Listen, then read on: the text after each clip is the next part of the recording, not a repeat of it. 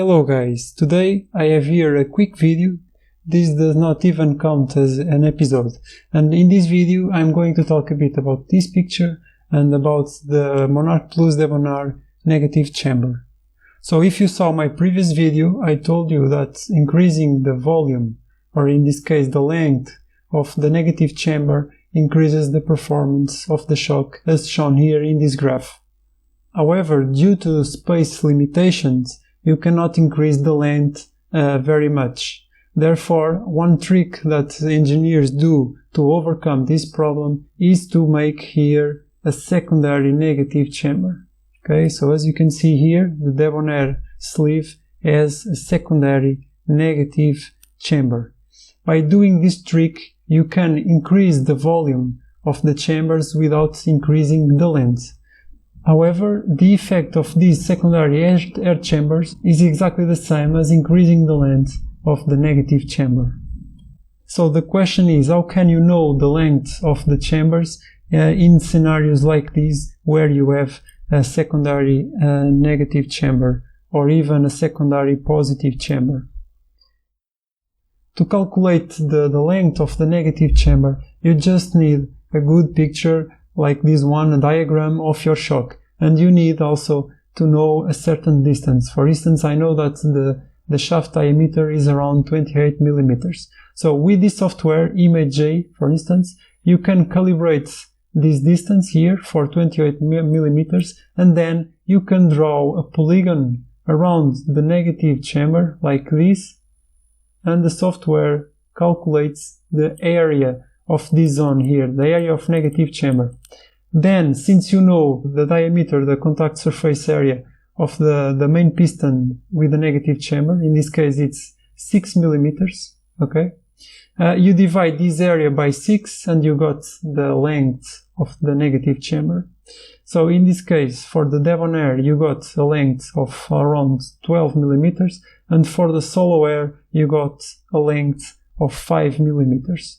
For the new RockShox Super Deluxe, you got about 13 millimeters. Okay, so now you know that using spacers on the secondary negative chamber is not a good idea, because you are reducing the volume of the negative chamber. And as I told you in the last video, reducing the volume of the negative chamber is the last thing you want to do in an air shock. By the way, here you can find the transfer port, the transfer hole connecting the negative chamber with the secondary negative chamber. Also is true for the main chamber. So using spacers here, you are decreasing the volume, okay, or the length of the negative chamber, and therefore it reduces the performance of the shock. And by using these spacers here, you are also reducing the trouble, so you get a partial stuck down, not a complete, but a partial stuck down. Why this happens? This is because the chambers of the shock are designed to be fully calibrated at the top out. So if you are putting spacers on the negative chamber, okay, the pressure of the negative chamber at top out will be much higher than the main chamber, and therefore the shock does not fully extend. Okay, so all of this is included on the RockShox manual, the service manual, and you now know why you cannot use spacers in the secondary negative chamber. Okay, so that's it for this quick video. I just want to thank you all for the huge positive feedback. I've been receiving tons of messages and positive comments, so thank you all for that.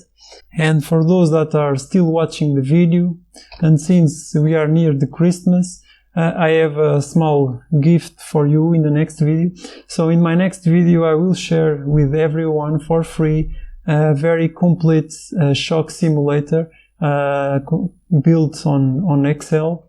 And in this simulator you can change almost all parameters of your shock, and the simulator gives you many results and draws you the curves, the airspring curves of the shock, and you can go crazy with this and play with these values. So I think this is an excellent tool for anyone to understand what exactly each parameter does in the shock.